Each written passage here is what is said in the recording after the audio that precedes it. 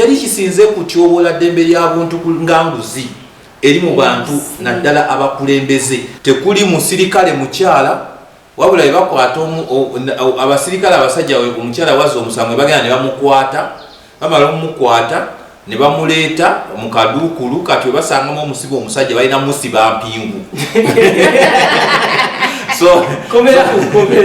tweyanziza nnyo, tweyanzeege mwami Eric Kasirye.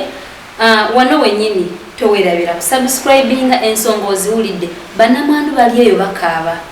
abaana muli eyo mutulugunya bazadde bammwe,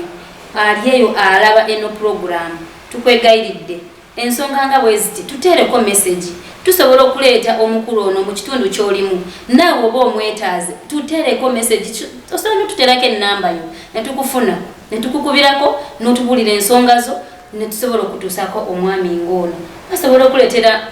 outdo ne bajja ne basomesaayo abantu mu kitundu kyammwe. Mwami Peter, ku nsonga nga zino mwami Elizabeth ayogerako, olina kyoyogerako? Mwami Eri agedde ku nsonga nnyingi, ati okugeza nze kangendeko mu bizinga kubanga Wakiso nnene, bwe twogera ku Wakiso abasinga batunuulira n'ava e Namayumba n'agenda Ekira, wajja n'akoona ku Kyengera n'agenda Entebbe ng'amanya Wakiso akoze eki eweddeyo. Kati tulina ebifo ng'ebizinga, ekifo ekisingire ddala okubeera ekyewala Ebussi omuli ebizinga 4, omuli Kavennyanja, omuli Zinga. Kati ebifo ebyo tuzze tulaba nga abantu baayo bajja bakaaba naddala ku nsonga z'eddembe ly'obuntu, naddala ku byobulamu, ku bya poliisi. Emabegako twagendayo nawe kennyini ne boogera nti poliisi y'ewaabwe tebalinaako mukazi, so nga ate abakazi gye bali bazza emisango. Ebyentambula okuva ezinga okutuuka Entebbe ng'oli mulwadde, oba okuva Ebussi okumutwala Empigi kimwetagisa wakati w'emitwalo nga 8 ku 6, so nga agenda mu ddwaliro. Nowesa ku byonjigiriza nga tewaliyo ssomero nga lya secondary. Obaddeyo nnyo mu bizinga ebyo byenjogeddeko ebina ng'akakiiko k'eddembe ly'obuntu naddala mu disitulikiti ey'e Wakiso. Ki kye mukoze okukyusa obulamu bw'abantu b'omu bitundu ebyo? Webale nnyo omukulu Peter, ekirungi ogambye nti mbaddeyo nnyo. Ndowooza ekizinga ky'Ebussi akakiiko k'eddembe ly'obuntu ke kamu ku kasooka okugendayo ne kakiteeka ku maapu oba ne kajjayo ebizibu ebiruma abantu ba bulijjo. Twagenda ogenda Ebussi nga omuntu bwakunyumiza ebintu ebiri Ebussi olabanga akunyumiza firimu, nga tokikkiriza nti omuntu wa bulijjo asobola okubeera mu bulamu obwe butyo. Okutuuka ku kizinga nga Zinga tekuli toyireti eriko gye bazimbako ekizinga ekinene yajjula eri mu mbeera mbi, wabula abantu bagenda bugenzi mu nnyanja ng'ebyobuyonjo bibi nnyo. N'otuuka ekizinga nga Kiramba tekuliiko police station, n'osala n'ogenda ne ku Main Highland nga akapoliisi akaliko kati ka police post katono, naye nga abasirikale abalimu tekuli kaduukulu k'abakyala, tekuli musirikale mukyala, wabula bwe bakwata abasirikale abasajja omukyala wazza omusango bagenda ne bamukwata, bamala omukwata ne bamuleeta mu kaduukulu, kati we basangamu omusibe omusajja balina musiba mpingu. So balina omusiba empingu okulaba nti omusajja omu yaŋŋamba naŋŋamba, can you imagine omukyala we ayinza okuzza omusango, owa poliisi n'ajja nga musajja yavuga booda, omusakyerawo ne bamuteeka wakati, omuwa poliisi omusajja omulala n'amutuule. Begamba ng'olabira ddala movie nti balinga abazannya ka firimu akali awo, so nga abantu babeera mu bulamu obubi. Twayogera n'abantu ne bagamba naye ffe tulowooza gavumenti eno yatwerabira, yatuvaako, so twekweraga twatuuka Ebussi nga waliwo omusajja arepinza abaana okumala omwaka mulamba naye nga tewayasobola namukwatako. Arepinga bwawira nti bano abawana bamutegedde bamunoonya ab'ekyalo n'agenda ku kazinga akalala ng'arepinga nga bamulaba n'omulala naye nga tewalyasobola mukwatako. Mutuuze abantu nga bagaba bannaye twamulabyeko bannaye mukuuma abaana bammwe, naye nga tewalina muntu asobola kukola ki arapinga aba defiling abaana naye nga buli omu tewali n'abapoliisi batunula butunuzi tugenda otutuuka in fact ekyo kyatukwatako nnyo nti twagenda ne tugamba ne poliisi omuntu abeera atya ku kitundu ng'alina keesi zino zonna eza defilement nga naye temumukwatako wadde poliisi negamba tumukwata naye tulina transport amujja ku gundi wano ku kizinga kumutwala entebe gye basibira abasibe abazza emisango gya Naggomola kati bali ku ka police post tebasobola musibirawo tebalina buyinza obwo busibirawo muganga bamusenga repinzo omuntu ate asangemu omukyala kakati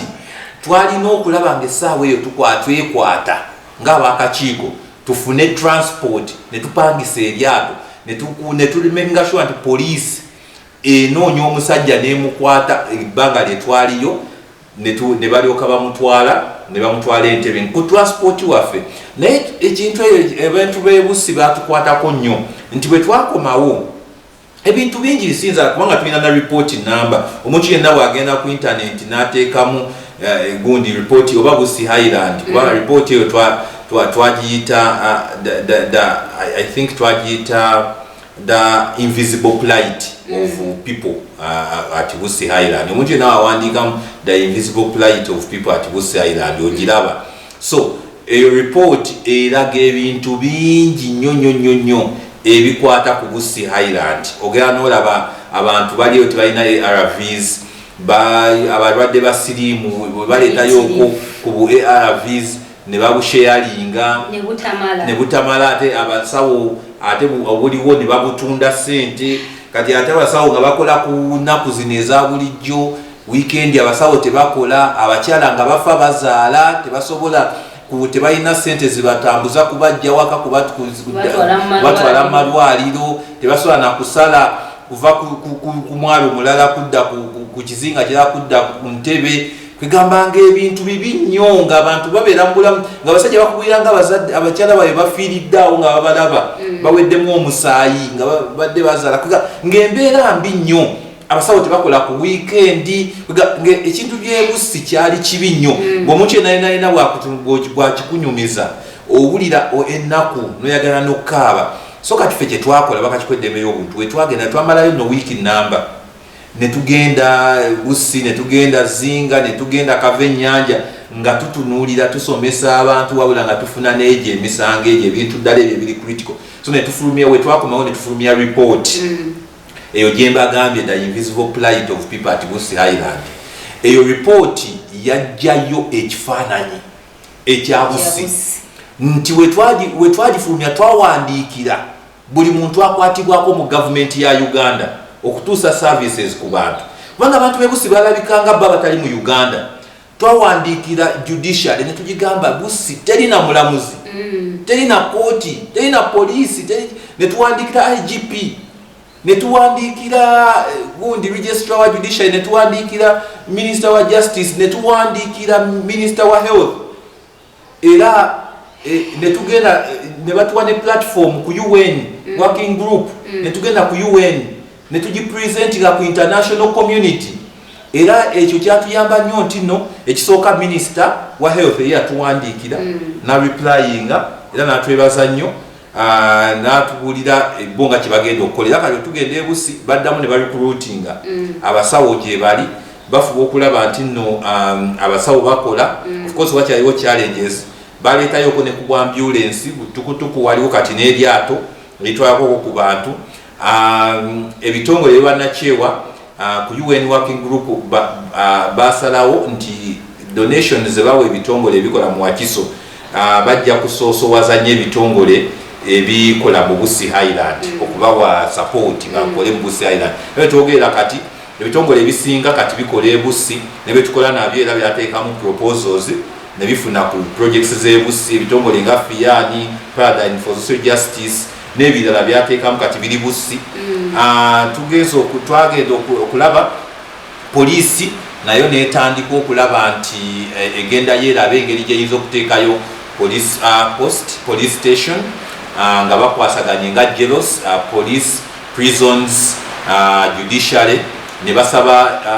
LC3 babawe ettaka era enteekateeka egenda maaso nti waliyo kooti waliyo poliisi waliyo nekomera neddwaliro okulaba nti no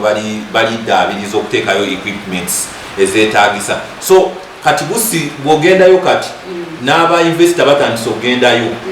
lwaki kubanga twagijjayo era in fact waliwo omukwano gwange omu eyansanga n'aŋŋamba nti ab'e Bussi singa yali constituency bandi yagadde obakiikirire bukiikirizi kubanga wabajjayo baali tebamanyi nti balivaayo bali ne babeerako nga kati we bali. Of course challenges zikyaliwo kubanga challenges nyingi eziri ku bizinga naddala challenge esinga kati mu masomero. Amasomero g'e Bussi gali mu mbeera mbi. Ministry erina okulaba nti ekisooke etwalayo abasomesa abakoze eki abali qualified kubanga kati abantu b'e Bussi bwe batunuulira abasomesa abakkiriza okugendayo be bano abatono abatali qualified kati abana abasomye tebaagala agendayo kubanga embeera yayo mbi teri byakusulako teri kife twanoonya hotela w'okusula naye nga babategeera nti nno muli bagenyi akahotela akayo balina okwongeza bbeeyi kwegamba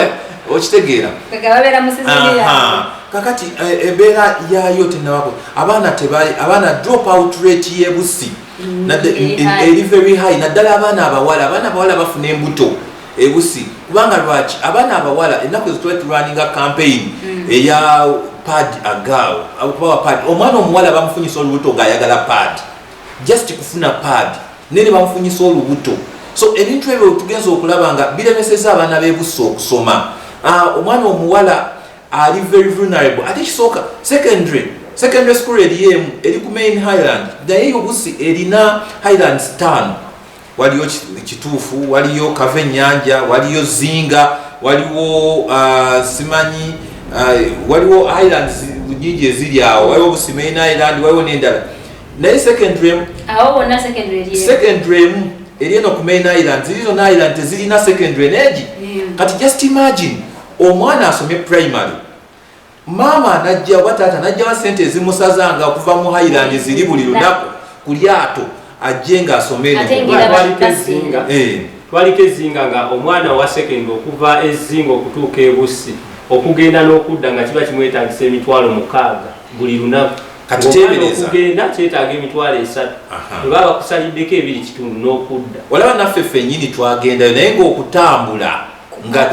kikalubu kyatukalubira paka we twasala amagezi okupangisa eryato kwegamba olaba nti no entambula y'e Bussi so kati gavumenti zonna ezifa ku bantu baazo ziba zirina okulaba nti no abantu bonna baplaningibwa kyenkanyi naddala ebifo ng'ebyo nga Bussi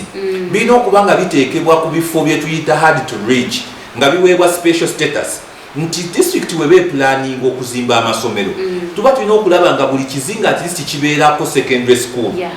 kubanga tuyinza ogamba kati tusobola kuteekako university naye okimanyi muno Bussi highland yonna yonna ezo gunze nkuganya tekuli even a technical institute so that means omwana bw'asoma tasobola kufuna university education tasobola kufuna technical education. So government eyo yandibadde tuna nti wetubanga tetusobola kuteekako university at least twandibaddeko ne technical nti omwana bw'ava mu ssomero mu secondary asobola okufuna skills mu technical gundi naye byonna tebiriyo. So Wakiso abantu nga tugitunuulira naggambi wali okusooka nti Wakiso ebintu byonna ebiri mu Uganda biri mu Wakiso kubanga Wakiso erina ebizibu bingi nnyo bw'ogiraba engeri setting yayo erimu ebizinga erimu ebyalo erimu ebibuga erimu abantu bangi. So wano mu Wakiso embeera zetudiringa nazo ziringa obeera odiringa n'embeera eza Uganda zonna. Okimanyi nti ffe nga bakakiiko k'eddembe ly'obuntu mu ripooti yaffe ey'omwaka guno egenda okufuluma omwaka oguwedde ojja kulaba nti nno tulina ne cases eziri wabweru wa Wakiso ng'abantu bavudde eri wabweru ne bagamba naye ebyaffe naffe bigaanyi mutuyambe. Kwegamba kitegeeza nti nno Uganda eri bubi. Uganda eri bubi. So mu nsonga z'eddembe ly'obuntu tulina okulaba nti nno tuteekawo services abantu bafune services. Teri kisinze kutyoboola ddembe ly'abuntu nga nguzi eri mu bantu naddala abakulembeze abandi badde bayamba omuntu wa bulijjo n'otunuulira nga poliisi ebitongole ebiramuzi abantu bagenda mu kooti nga tasuubirayo nasuubi n'atunula n'agamba nti nno omuntu tetukyali ennaku zino edda twagambanga nti nno a good lawyer is the one who knows the law where to find the law nga bw'omanya nze bwembeera lawyer omulungi manya wawe nyina okubikkula ndabe adjuing out case naye kati ennaku zino bagamba good lawyer is the one who knows the judge kubanga olina okumanya engeri y'okuyitamu eri ebbali oyogere n'omulamuzi omulamuzi asobola okuyisaawo ensonga so enguzi eyonoonye buli kimu mu government services. Chair awo wenyini tweyanziza nnyo tweyanzeebwa obubaka obuvudde yerusi kakati awo wenyini chairman twagala otubuulireko naddala nnyo kati zino ennaku bwe tuba tulaba abaana batulugunyiziddwa nnyo zino ennaku ate ng'oluusi bazadde baabwe bantu ba wansi nnyo nnyo nga bwenjogedde okitegeera kati nga ne bwaneekubira omulanga oluusi ayinza obutakola ki obutawulirwa bulungi n'abantu abakola ebintu bwe bityo oba n'abazadde ddala ng'omuzadde akutta abaana abalekedde meedi okumala ebbanga eriwera n'amwesiga nnyo nnyo nnyo omuntu gw'atamanyi ddala abazadde ngaabo obagamba ki? Ekisooka kya nnaku nti ennaku zino tulaba ebikolwa ebyokutulugunya abaana nga byeyongedde nasi kuno twalina kye twayitanga obuntubulamu oba obuntu omutima ogw'okuba nti buli muntu yenna abeerawo ku lwa munne bwe twakulanga omwana yabeeranga wa community kitegeeza nti buli muntu yenna yalina okulaba omwana wa gundi yalidde ki omwana wa gundi yeeyisa atya omwana wa gundi yasomye omwana wa gundi yakoze kino era omwana bwe yavangamu n'afuuka ow'omugaso yagasanga community yonna so kitegeeza nti bwali buvunaanyizibwa bwa community okulaba nti omwana oyo akula bulungi ekikyuse tikali tulaba abantu abandyesigigiddwa okulabirira abaana ate bwe babakola ki ne babatyoboola ne babatulugunya ekyo ekintu kibi kati abazadde kati tulina okwekuba mu ttooki saagala nnyo okunenya kubanga ebiseera ebisinga abantu banenyezza nnyo abazadde muzadde mwesuulireyo bwannagamba okulabirira abaana naye n'embeera gye tulimu si nnyangu kati bw'otunuulira embeera gye tulimu ennaku zino ebyokukola tebirabika omuzadde akeera ku makya n'agenda anoonye ekyokulya n'alekera omuntu omwana ng'amwesize gundi ajja kukola ki ajja kunnyamba olw'embeera eri gye tumanyi nti n'omuntu obuntu twakula tulina obuntu bulamu naye abantu ne babeera nga bayingiramu omutima oba gwa nsolo oba bujja oba bantu balina kye tuyita ettima abantu balina omutima ogwo ogutaagaliza nti buli kimu n'omwana omuto okubanga alabika bulungi kimukwasa obujja ate abantu bayita mu bintu bingi waliwo kye tuyita mental health tulina okulaba nga tuyamba abantu naddala n'abakozi be tubeera nabawaka okulaba okubakebera okulaba bayimiridde batya psychological mental health yaabwe eri etya kubanga abantu abamu bayise mu kutulugunyizibwa bo bayise mu bizibu bingi oyinza okulaba mukyalo omu nga naye yalemererwa okuzaala yali ayagala okuzaala nebigaana kwegamba nga talina mutima gw'abaana naye abazadde kyenjagala obasaba temusulayo obuvunaanyizibwa bamwe waddeyo byonna byonna weebiri mbyogedde obuvunaanyizibwa obusooka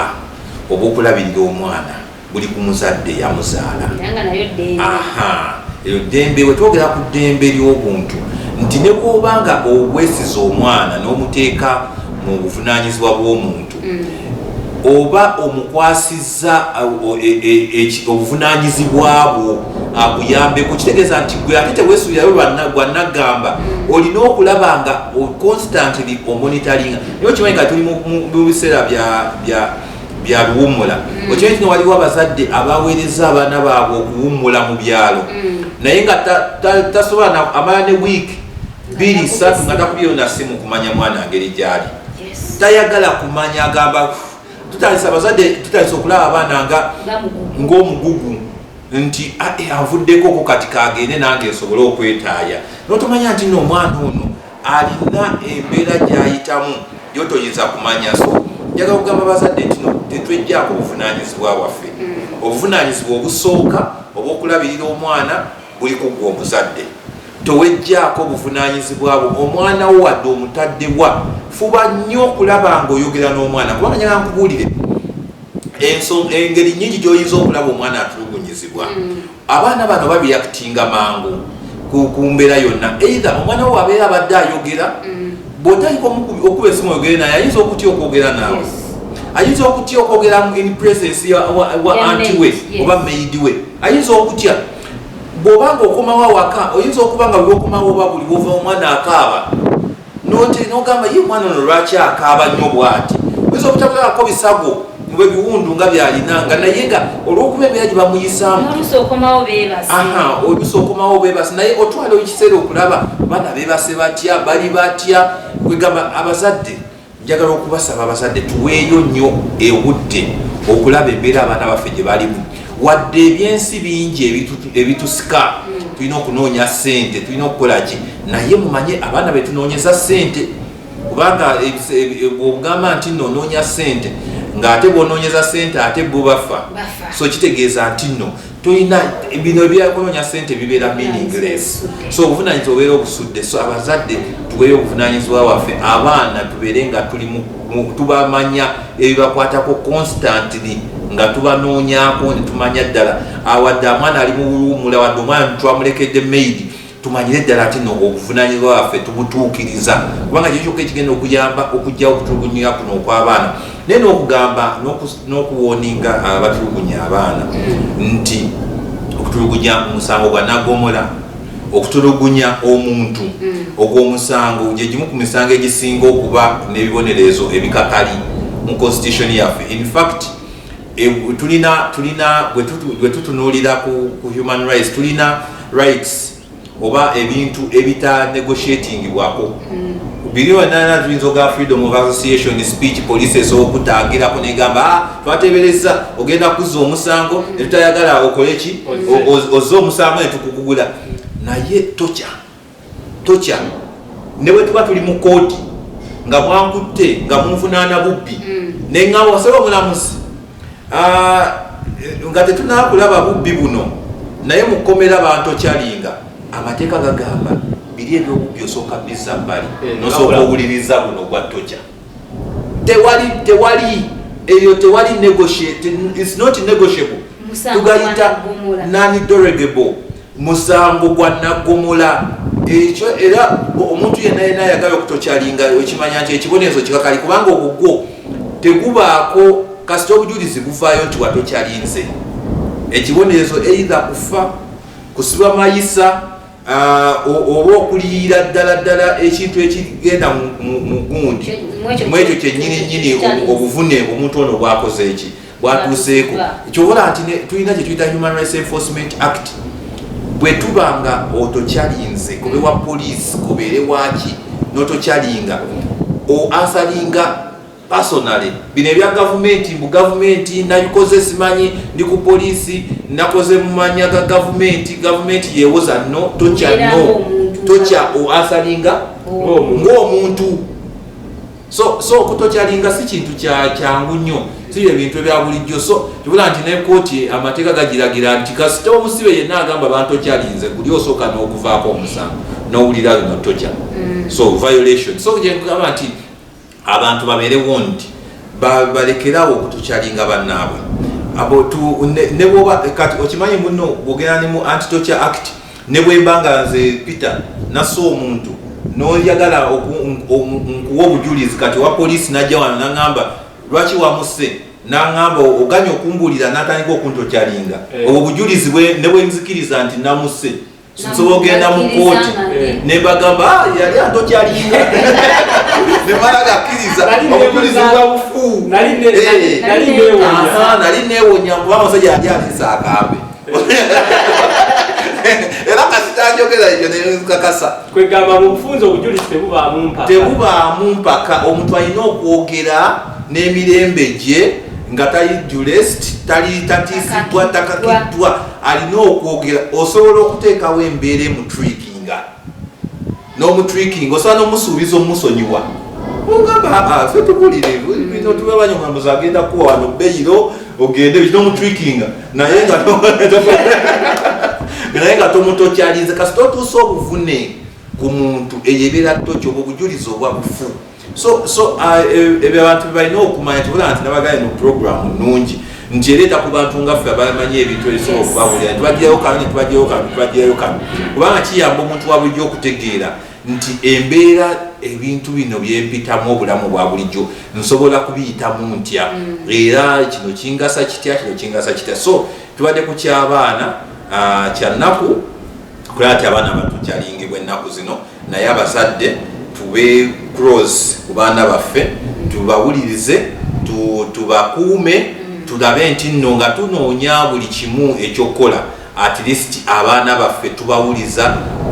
tuba monitoringa okulaba obulamu bwe bayitamu balya batya bali safe bakola ki tusobole okutegeerera ddala abaana bano embeera ki gye bayitamu n'okuba monitoringa obulamu bwabwe emibiri gyabwe okulaba kubanga omwana atulugunyizibwa oluusi teruba lunaku lumu ebeera process nga bize bihappeninga so waliwo signs eziyinza okulaba ku mubiri gwe nti omwana ono tali mu mbeera nnungi awo wennyini kyamaani oyogedde ku ky'abaana okubalabirira tulaba nga abazadde abamu babeera banoonya abakozi asobola okukwata obukwasa essimu n'agamba alo eri njagala omukozi wano agenda okulabirira abaana oyinayo kwegamba oli gwakubidde n'abamu bafuuka babuloka b'abakozi oli gwakubidde n'atafaayo omuntu nga omuzadde ng'ayagala okuleeta abaana yanditunuulidde biki ng'agenda okuleeta housegirl ewaka okulabirira abaana eyo nsonga nkulu abantu abasinga betuleeta awaka tetubamanyi ekisooka otunuulidde gyava avaawa waliwo ebbaluwa ya LC eraga ekyalo gyava alina national ID esobola okujjosa okozesa okulala nti ono ddala muntu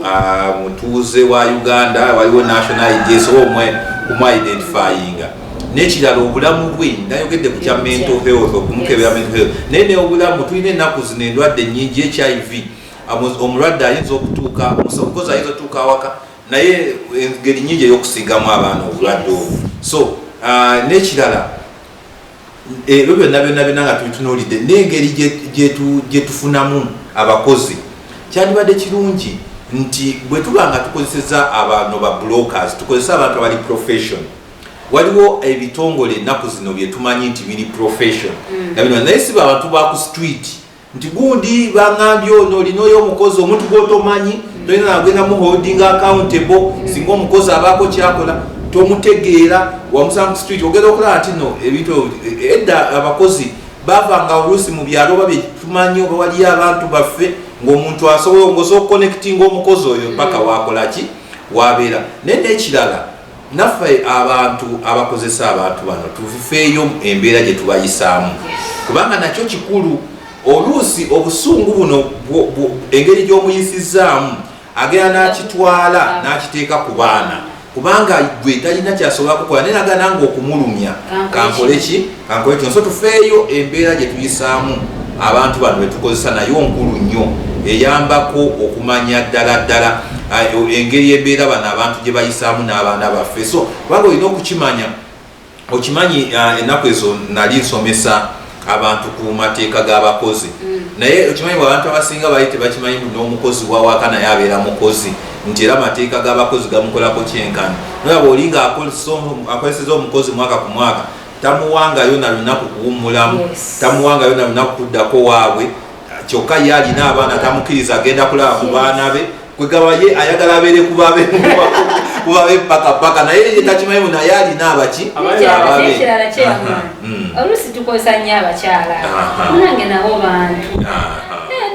osanga ayagala kwetwalako kuteeka omuleka n'agenda nalaba ku muntu we so n'otolowooza nti gwe ajja balaba waka musanyuka olina omwami olina omukyala ye talina feeling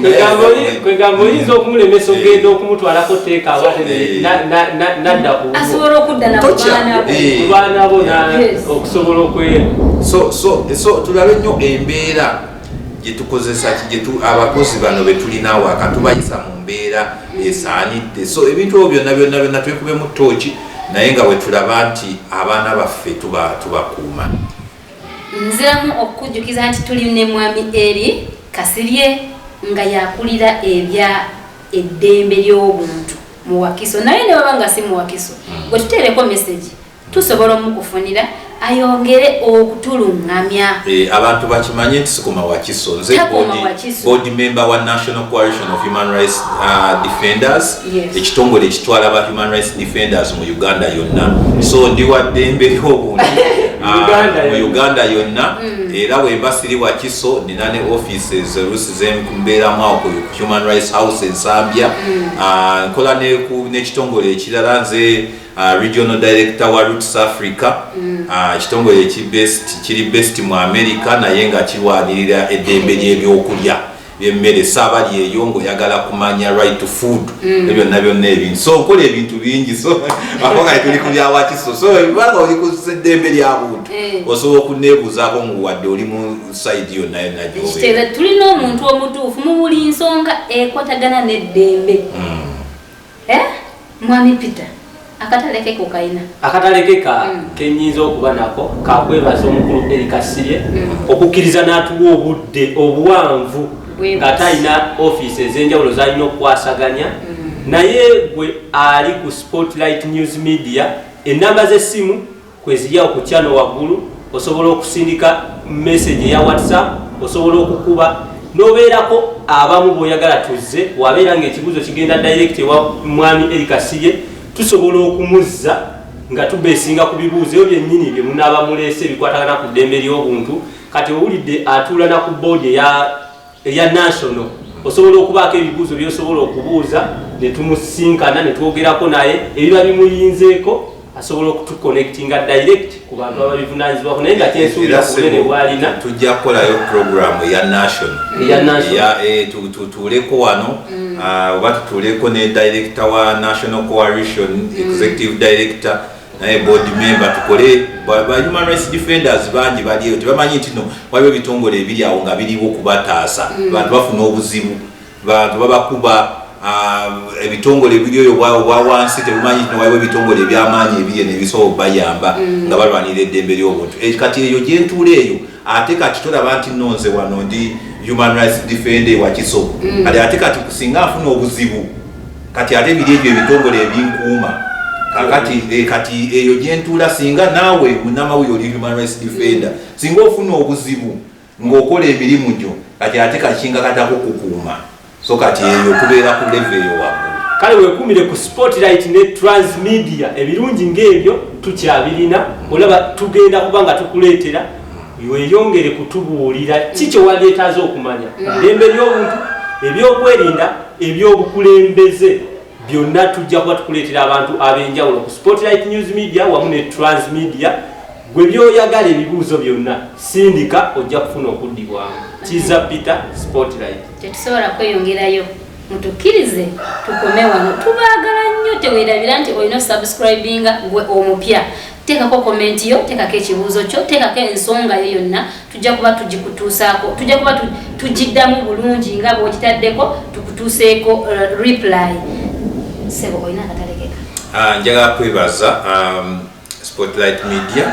olw'okutukyaza wano olwaleero n'enjogerako eri bannayuganda kubanga kino kye mukisa gwa njawulo okulaba nti twogera ku nsonga ezikwata ku bantu ba bulijjo. Njagala kwebaza n'abalaba n'okwebaza abakulembeze mu disitulikiti y'e Wakiso naddala Gavana Mattia Rwangabwanika kubanga y'omu ku basaala abafuba okulaba nti eddembe ly'obuntu lisoosowazibwa mu disitulikiti y'e Wakiso. Njagala okubebaza Kiza Peter n'ekyomuhendo kubanga baliwo bannamawulire bobeera nabo n'owulira emirembe naddala ku nsonga z'eddembe ly'obuntu. Mubadde naffe buli wamu mu field tubadde tulwanyeeko n'Abachina, tugenze mu bizinga ne tulinnya obwato obubi nga naye tukweta kola ki kulwanira ddembe lya buntu. So njagala okubeebaza, nsaba nti Mukama atuyambe tubeere nga buli kye twogera kibaako omuntu eyo bwe kigasa ayinza okuganyulwamu, kubanga ebiseera ebisinga ensonga lwaki tukola puroguramu zino tubeereko gwe omuntu ali bwe tuyamba nti puroguramu eno ebeereko impact gyekuleetako, obeere nga tosigadde woobadde wabula obeereko eddala lyogenzeeko mu bulamu obwo. Yes, tweyanza nnyo, tweyanzege Mwami Eric Kasirye gwe tubadde naye olunaku olwaleero mutukize tubasiibulire wano nate tujja kukomawo n'emiramwa egy'enjawulo. Shalom.